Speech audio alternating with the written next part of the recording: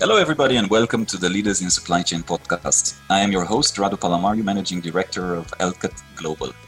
And I am very happy and delighted actually to have with us today Paul Campbell, who is the SVP Supply Chain for Europe for PepsiCo. Paul has spent a good almost 30 years really with Pepsi. He's started all the way from manufacturing, running plants, operations, and now obviously different elements of supply chain end-to-end, the type of responsibilities, and now he's the SVP for Europe for supply chain. So Paul, thanks for joining. Pleasure to have you. No, it's great to be here. So thank you for inviting me. Looking forward to it. And certainly people like you make me feel a little bit uncomfortable because as you know, and by day I'm a headhunter. And if everybody was like you, never changing jobs, my business would run into serious trouble. But as a way of starting the conversation, maybe tell us two or three inflection points in your career. When you look back and you've achieved a lot, what were some of those points when you look and say, okay, this made a lot of difference to me?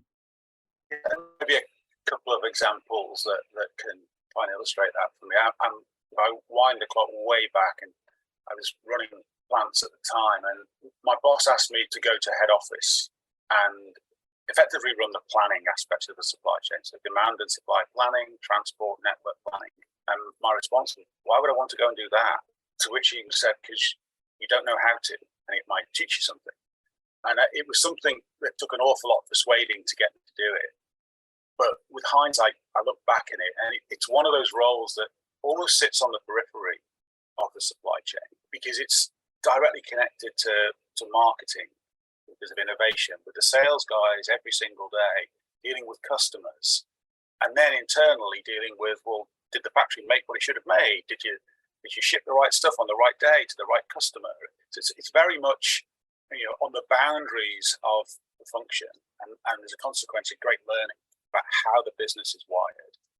And then the second thing was actually having worked in a plant where, for good or for bad, at the end of your 10 or 12 hours or 6 hours, however long you'd spent in work that day, you knew that everything you did was down to you and your team. It was in a box and it was done. Suddenly to be in a role where actually you needed to influence the manufacturing director to make the right stuff, the sales guy to get a good forecast, the marketing guy to tell you. So it just really flipped this notion of conventional line management, not quite command and control, but top down, that you can get away with candidly in an operational environment where it's about quick decision making, into suddenly I need to influence people, I need to think very differently, and I need to learn massively. So it was a real eye-opener for me. So that was one pretty early on in my career. And then maybe sort of 10 or so years later, I left the UK and joined our concentrate business in Ireland. And that's a business that serves, it's a business to business actually. It provides the flavors and the heart of our beverage business globally. Fantastic opportunity to see the whole of PepsiCo beverages from a global standpoint. And the real learning for me was I knew nothing about business at all. But I'd grown up for 10, 12 years in manufacturing and supply chain for snacks and beverages, and pretty much could do every job. And that was the problem. I was trying to do everyone's job. So my boss said, no, we're going to take you and put you somewhere where you don't know. And now you need to figure out where you're going to really add value. Because I turned up and I couldn't run a concentrate plant because they're completely different. It's fundamentally different. It's about precision and accuracy versus speed and velocity, which when you're making 11 million packets of crisps a day in a factory versus 4 batches, it's certainly fundamentally different. And I had to really sit back and think about what's my job as a leader. And I think it turned me from being a manager of activities and people into a leader who was thinking about where were the problem areas in the next 6, 9, 12 months? What's the direction we need to take?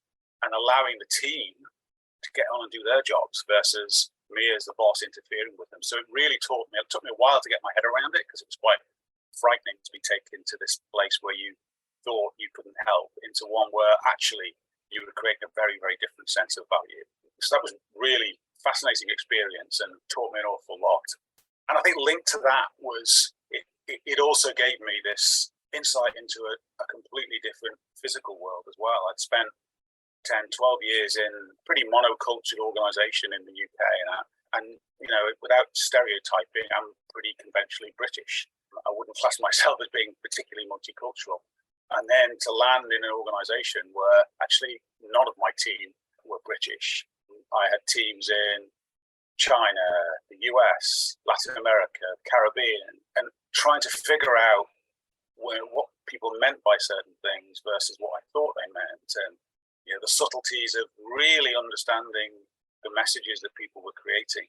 And that was, again, another eye-opener for me. It made me think much more broadly about how you influence people, but also how you listen to them and really understand what their problems are versus putting your lens on it. So I guess that 2 or 3 areas, I think, Radu, that have really helped me think very differently. And if I was to look back now, I do think they've shaped me to be a much more thoughtful leader and less one that thinks that being a leader means you know everything, into one that is prepared to sit back and think a little bit more and give the team the opportunity to flourish and grow. Oh, some excellent examples. And we've recently done a study that we will publish. We asked what is the most in demand or must-have skill for supply chain professionals, and we asked a number of the global executives, and again and again it was the end-to-end understanding. And I would build a little bit, or I'll go a little bit deeper, because what the planning function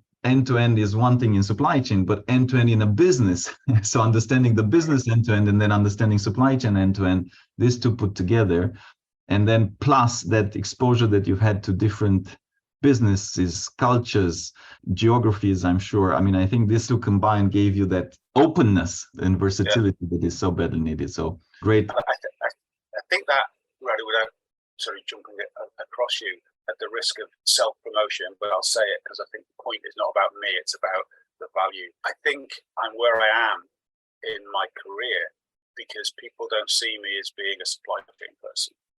They see me as being a business leader who specializes in supply chain. So I'm expecting myself and my colleagues are expecting me to bring a business perspective. Yes, with a supply chain lens, but why are we launching those 4 products? I don't understand the campaign behind those. It doesn't make sense to me as a leader. It should help me. So I have an expectation of myself to do that, but I know the people that I've worked with, over the years, that's what they expect from me. And it's a real unlock. But if I look within, the business, it's the one area that I would talk to my teams about. I want them to be business activists. You've got to be bringing solutions, but to bring solutions, you need to understand the problem. And the problem requires you to interrogate, ask questions. So what are you trying to solve as a sales manager? What are you trying to solve as a marketeer? Because I may bring you a completely unique solution, but if you tell me I want to launch this product, is that the problem you're solving? Or is that just an activity? So that curiosity to get under the surface of what is it we're trying to solve here, I think is the big unlock for supply chain leaders. Maybe I'll piggyback a little bit because I keep repeating this a lot. And what you said, I'll just highlight the part with speaking the business language. So focusing on the business value and then speaking the business language, not the supply chain language and the supply chain jargon. And that therein lies, and I'll love your opinion as well, but there's a lot of very pragmatic but geekish supply chain experts out there that immediately lose anybody within whatever, sales, marketing, finance, CEO level, board level, because they go too fast, too jargon, too like, what does this even mean? Like truck utilization, what do I care about that? And like, talk to me about, increase of value per share or earnings per share. Then I can understand if I'm board level, but that aspect probably is quite crucial. It flows through. If you get the business, then you know how to speak to the business, and both work hand in hand for you to have the credibility that you're indeed a business enabler. Absolutely. Yeah, I couldn't agree more. And I'll then flow into, so we talked about some of the case studies and initiatives that you've undertaken at Pepsi. And this is probably a good example. Yeah, you mentioned that you listened to a client request actually in the initiative Direct-to-carton, and then you implemented it. So maybe tell us a little bit about that.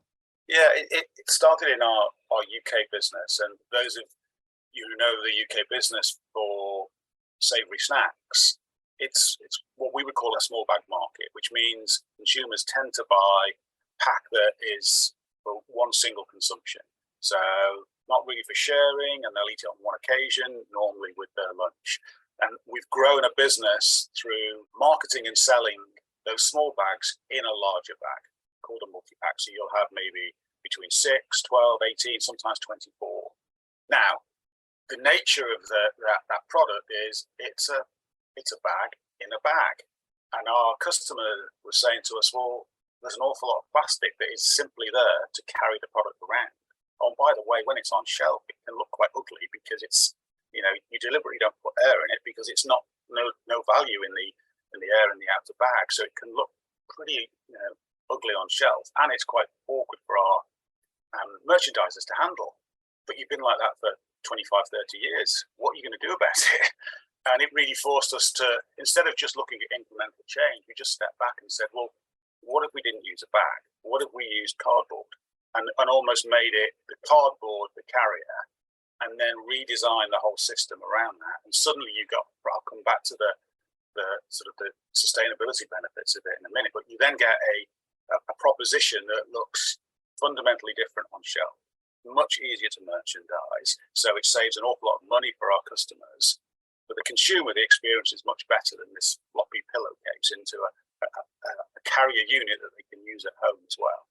And by the way, there's a massive benefit to the environment because you've now got that outer pack is 100% recyclable. And it gave us some real opportunities to think very differently about the product and how we would market it. And then within the plant, some really, really smart little initiatives that we've been able to drive that help us manage waste much better as a consequence. It helps us recycle product much better. So there was a whole sort of series of stacked wins that came, and it's been a fantastic piece of work to see come to life because it's been brought to life by our teams.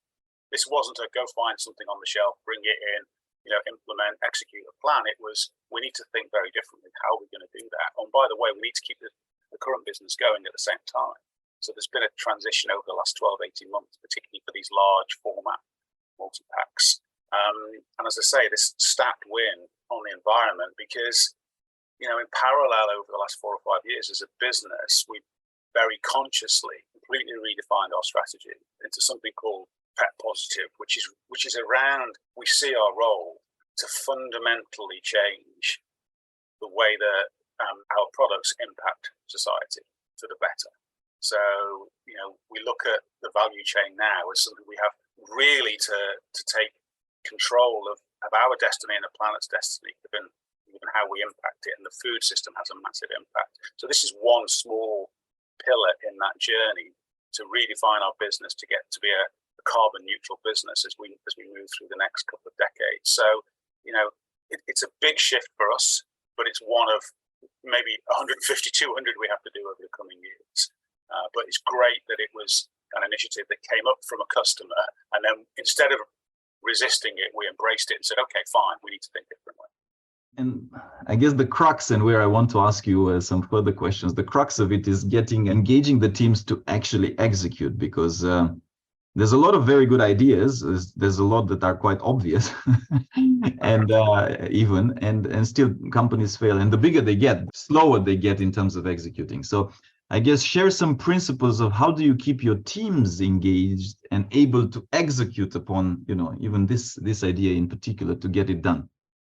I guess there's a tension point there because as a business and culture, we're very much a can-do organisation. So give me a problem and I'll solve it.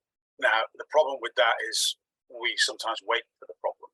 Yeah, you have to give me the problem first, rather than I'll go out and identify there's one in front of me. So this was a good example of a customer identifying the real problem and not quite forcing, but encouraging us to think very differently. And therefore, we were very creative. I think the bit that we're trying to get to is how do you pivot into looking around corners for those problems before they become issues, so that you're leaning into them well in advance. We are far from cracked that, but I think that's the real breakthrough, because I can guarantee if I put a problem in front of my team, they'll solve it. But we probably should have solved it 6 months ago. We've been thinking harder about a different start point. So I think that's an issue that we're still working on. But we get to the how do you engage people in that ability to solve the problems and drive that engagement. I think at the heart of it is you have to give people a sense of purpose in what they're doing. You've got to tie the activity to an outcome that they can see has a value for them. And I don't mean a financial value. So in this one we just talked about, there's a very hard benefit around, we're making a positive contribution to the environment here. Oh, and by the way, we'll satisfy a consumer, and we'll satisfy our customers and all of that, but there's a real purpose in what we're trying to do.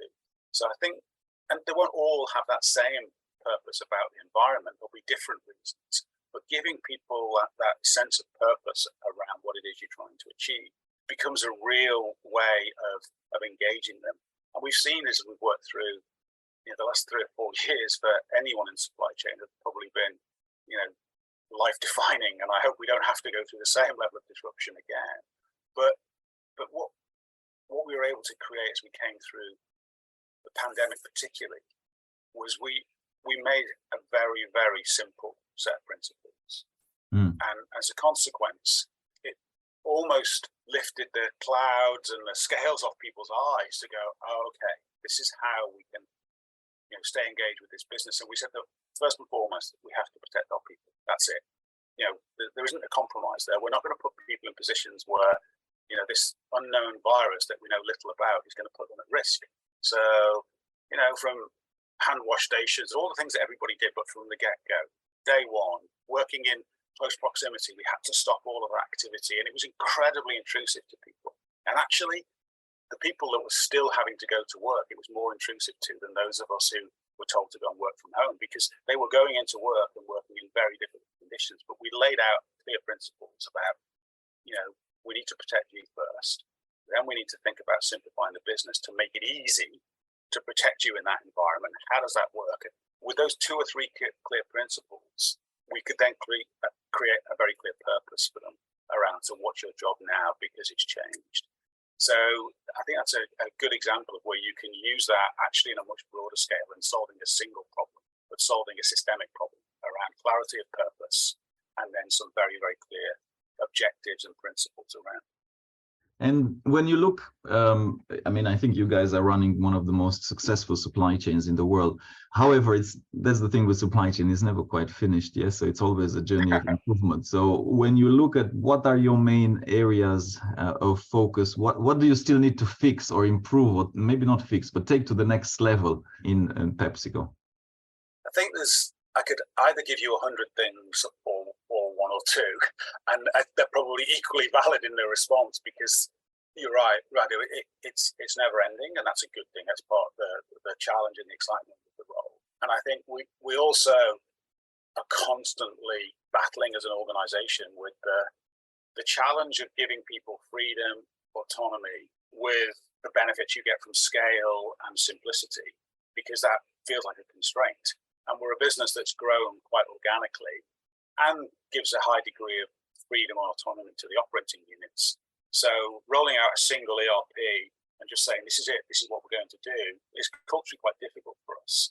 So there's a tension point in that. So when you look at the tension points going forward, I think some of that plays out in terms of how do we manage to drive the benefits of a global business, but remain very relevant and local to our people and our consumers in the local market.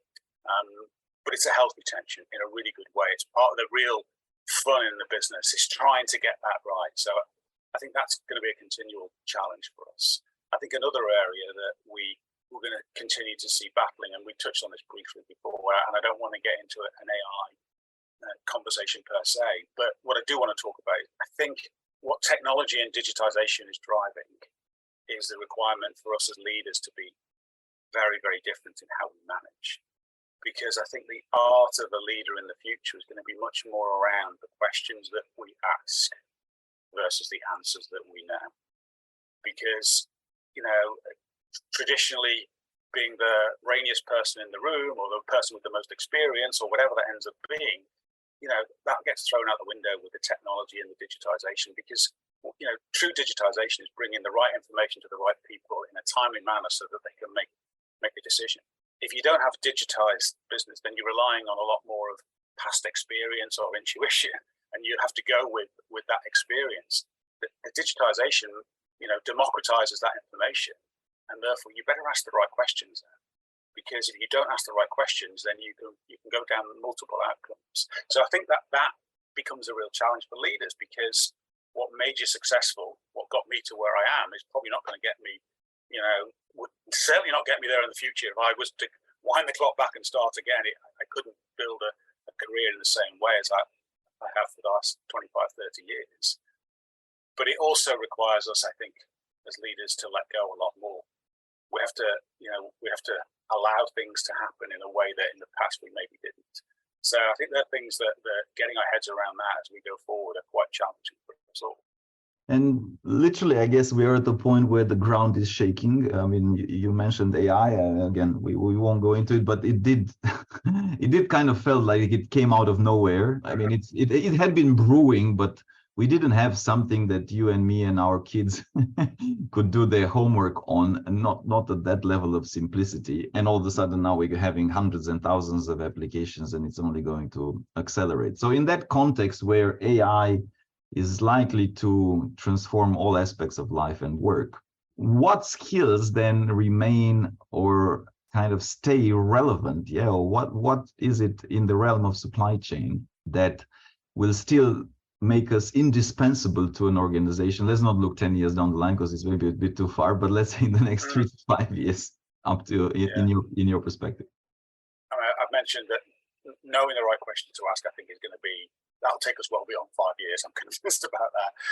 But beyond that, I think it's a little bit of something we touched on earlier, I think, Radu, which is it does require you to know the business maybe much better than you did in the past, because that connection and that information flow potentially can be so much more joined up than it had in the past. And therefore, something that you think is only going to impact you and your team can ripple through the whole organization very rapidly. So understanding that, where some of the machine learning or some of the digitized processes we put in place may not get to that quickly enough. I think as a supply chain leader, we're uniquely positioned, I think, because we do sit in parts of we have a seat at more tables in the business than most functions. We may not have as loud a voice in every forum, but people want, I need you in the room when I'm talking about R&D. I need you in the room when I'm talking about sales. I need you in the room when I'm talking about innovation. I need you in the room when I'm talking about money. So we need to be in the room a lot of times. And I think it allows us to see much more of the business. And therefore, I think playing that business process end to end role as you look at how technology might advance, I think can continue to be a really important thing that requires us to stay relevant, I think. There was a recent conversation, I'll just give it as an example because I think it matches very well what you're saying. Understanding the business, and then it was Professor Yossi Sheffi from MIT. He said that algorithms and AI don't get context, which is in my mind very similar to what you're saying. And the example that he was giving, there were 2 online bookshops. I don't know, there was brands. It's not the Amazon, but anyways, they were selling different books. And one was positioned as a premium seller of the book, Songs for Kids. Let's take the book Songs for Kids. And the other one was positioned as just a little bit less. Yeah. So there was literally a 5% pricing algorithm differentiator. So if Songs for Kids was at $100, the other guys would go 95. Now, the thing is that the dynamic pricing algorithm would be that, okay, then I'll go a little bit more. I'll go 105, yeah, for these guys. And then the other guys would go, okay, now we go 100. And because it was dynamic and it was automated, it ended up in a completely nuts situation where the book ended up being listed at 23 million. And then the other ones was 22, blah, blah, blah, minus 5. And then you can find, of course, the same book in Amazon for $3, or whatever it was, $4. And therein lies, for now, for the foreseeable future, context. Machines and algorithms don't have context. A colleague of mine shared a similar story with an e-commerce customer, and they had a substitution algorithm that would take the item that was maybe not available and substitute with the second most popular item in that category. Sliced ham was not available, and sliced ham was categorized as a sandwich filler. The second most popular sandwich filler was sweet spread. So people were ordering ham and getting sweet spread. And what's the substitution with that? Because it was, the algo had no context. It didn't know what it was doing. There you go. That's a good surprise for your, lunch box. Exactly. Now you were sharing that this is also fairly new to I actually haven't seen. So you're also the company's diversity champion, yeah, at Pepsi. I haven't, or am I getting it wrong? No, not maybe not officially. Maybe it's something that Unofficially, I'm very passionate about. Yeah, as good as it gets. So maybe, yes, exactly. Talk to us a little bit about how, because diversity is definitely, I think most companies say they are doing it. Whether or not they live it is a different discussion. And I think you definitely strike me as somebody living it. So maybe tell us what does it mean to you?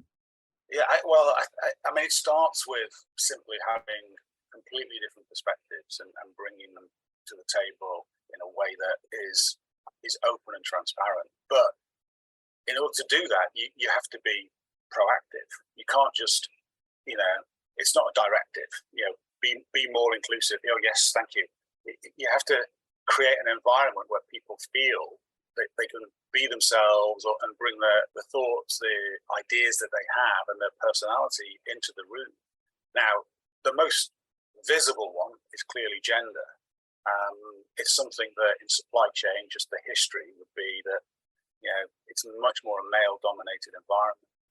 What's critical for me is actually not the numbers. The numbers are an output. If you can get to gender parity, then great. But that's an output from what you've done. The input is the most important, which is creating for people the environment where they feel they can bring the best part of themselves to work.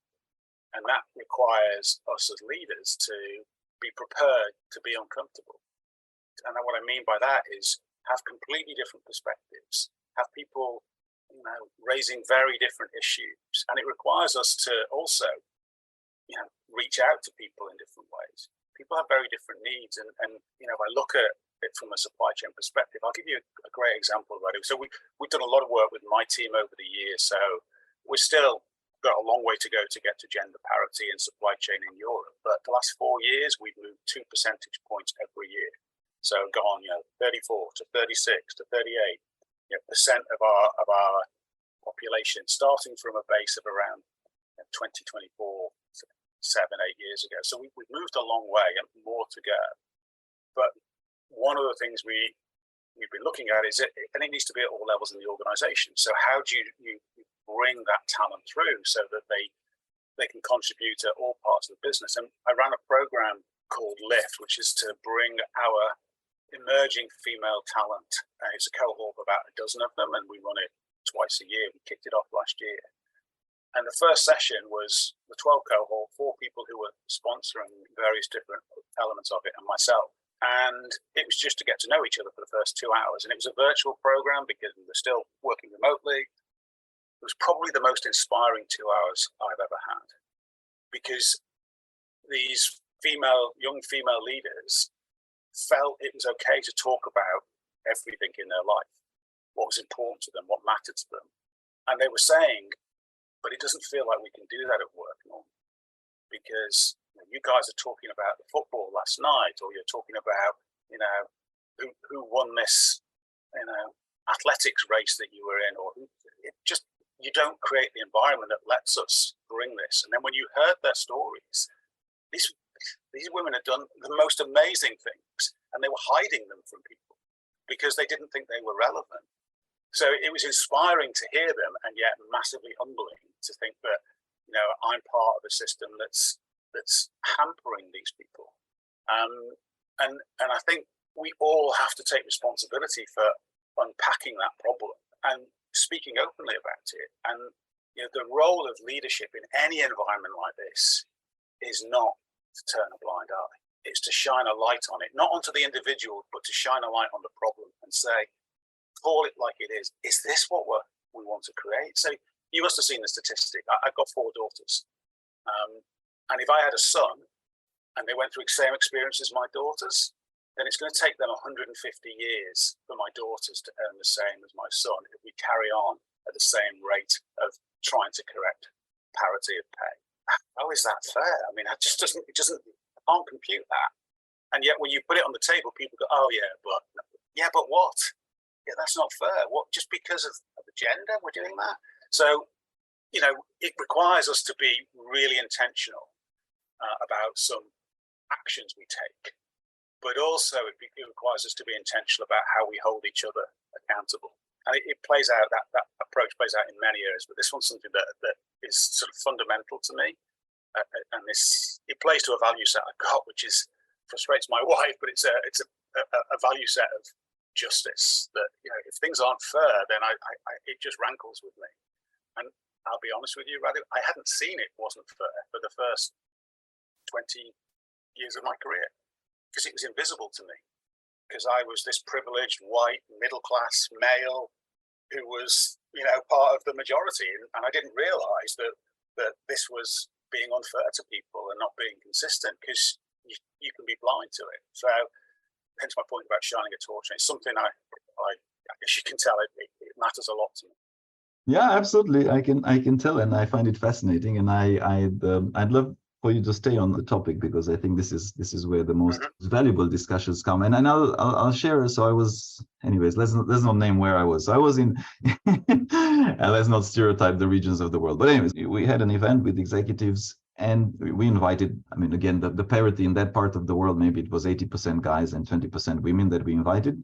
And we literally ended up with a room full of men. So 25, 30 guys. The topic of diversity wasn't even on the agenda to discuss. Anyways, our MD was a female, but that was it. Yeah, she was the only. Obviously, I'm not a female. And we talked about something else. You know, we were talking about the book, the skills, and so on. And then during the presentation, actually, one of the guys, it wasn't even related. He said, "Look, you know, this is good, but let's just acknowledge that we are in a room full of guys."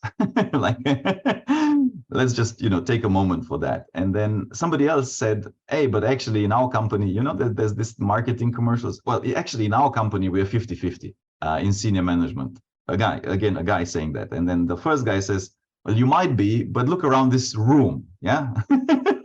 This particular room, do you see any woman?"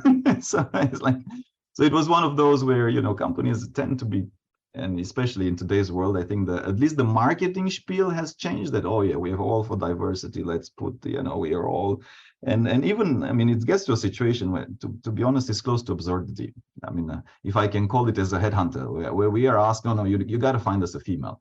I'm like, fine, but is that really the solution? I mean, you're looking at the senior level, yeah? Is very far down the chain. If you just look there, if you've lost a lot of women, which does happen because you did not put the current structure, context, help, support, how do you expect that you're going to have women that have managed multi-billion-dollar businesses when it's statistically proven that women are the first to drop out when they have kids, because they don't have support, because there's so many things. So I think therein lies a fundamental shift that needs to occur almost from a society perspective. And companies need to really get serious, not just, okay, let us have 50-50 in the board. Okay, fine, yeah, but are you really encouraging and fostering these women through the organization? So over to you. No, I think the point is really well made, which is why the program I just mentioned is not for my female leaders. It's two layers below them, so that we're drawing people in to feed the pipeline, so that you've got talent that can flourish, and it's happening at a point where it can make a material difference, because it's early in their careers, rather than, candidly, you know, in lots of organizations, that the female leaders that have been successful are there because they can be good dummies for men. They pretend to be, you know, the type of leaders that men are. They don't want to be, so, you know, but that's the only way they can succeed. And that's again, if you play the numbers game, that's crazy. That's not why you're doing this. You're doing it to bring the breadth, you know, a completely different set of talents. And I think that you have to do it at all levels in the organization. You have to, because it's not about levels, grades, whatever. It is about, you know, the entire environment that people work in. And it's not, oh, this is okay in the boardroom, to your point. We're parity in the boardroom, and yet elsewhere in the business it's not. That means you haven't created the environment that's conducive to it. And that's, I think, is another failing that, you know, many businesses have, is that they can, if they're lucky, they might be able to recruit in female talent, but they leave straight away because the environment isn't what they want. Quite rightly as well. Now, as I said already, I'm privileged. I can get by in this environment. It's only my own conscience that's making it a problem. But, you know, resistance to the change, I think, sits in there's so much unconscious bias, and then a lack of education and understanding because people apply their own lens to it. I don't see the problem, therefore there isn't a problem. And I think that really does drag us down. And I think if you are then tackling at all levels in the organisation, you've got a chance then of it also creating its own momentum. Above and beyond it being just a policy or a decision, it will create, you'll set a fire underneath the system and it will change. But that then requires leadership call, because people like me need to be giving people permission to do things differently. And it's okay. It's fine. That's right. No, I'm okay with that. If we're not doing that and we're not supporting it and we're not providing that guidance, then that fire will get put out very quickly. Love it. And I was sharing recently with one of my, I had our 20 years from graduating the high school. And anyways, she's a colleague. She was working in a bank. She moved on from that bank. But she was saying like the leader that she had there was the best leader in her life. And then I asked her, so what made him such a good leader? And she was like, he always had our back. He always, encouraged us. He always, one time I literally shared some confidential information that the CEO told us not to share. And by mistake, I shared it with everybody. And I told him because I knew that the CEO is going to come after me. And you know what he said? He said, you know what, we should be away with all this secrecy and so on. So leave it to me. I'll say that I did it. It's okay. so I think that's these are some simple examples. I mean, ultimately, we are always as humans almost trying to figure out some sort of secret magic bullet that somehow fixes problems and is that some key to leadership, when in actual fact is a lot of common sense and basic principles. The repetition over time is the hard part, not the principle in itself. And I think the other one that goes with that, Radu, is you can get to a point, and I'm fortunate at the stage I'm in my career, when it's okay to stick your head above the parapet as well. It's okay for this guy that you're friend you to say, I'll take the rap, because I'm probably not going to get into trouble. It'll just be because I'm senior enough. You can take more risk with those sorts of things, so it becomes easier. Therefore, people like me have got to make people feel it's not a risk deeper in the organisation. To just do exactly what you said, just do what's right, do the right thing, common sense, it's okay. And if it goes wrong once or twice, that's just life, we move on. Yeah, super. Final question from me, Paul. If you were to give one or two pieces of advice for the younger generation building or on the path of building their careers coming off university benches, what would that be? The first one, and to be fair, this would be to them, and I talked to my team about this same thing. Be insatiably curious. Really ask questions. Try and understand why. And it's the point we made earlier on about this end-to-end. If you can get under the stuff, you don't need to be an expert, but be curious enough to figure out, well, why might that be the case? Why might it work that way? What's the business doing here? That I think it's really, really important. Now, the yin and the yang that goes with that, though, but don't outsource the curiosity. Don't give it to somebody else in your team to go and find out for you. So if you've got a small team and you go, go do this piece of work for me. No, if you're really curious, you need to satiate that need yourself, I think. So curiosity, I would advise people to do. The other would be, and it goes a little bit hand in hand with it, though, which is try and put yourself in the shoes of your business colleagues. So I mentioned this point earlier about what is the problem they need to solve. So when the sales manager saying, I need this unique product for my customer, and you're thinking it's going to drive complexity in the value chain, what am I going to do? Ask them, well, do you need a unique product? What is the problem you're trying to solve? Well, I need to give my customers some news, something that makes them feel good. Okay, well, maybe we can do that in a different way. So try and, with that curiosity, try and turn that into, okay, so what questions is the business trying to solve? And I think what you'll end up being seen in supply chains being a real business partner, because what you're bringing is solutions, not this classical, well, no, too difficult, too complicated. I've got to drive value at scale, leverage. You turn it into, okay, I understand you've got a business problem. Let's get that laid out and see whether I can bring you solutions. So if you bring those two together, I think they can be, real enablers then for people to look at supply chain as a value creation activity versus just a transactional part of the business. Love it.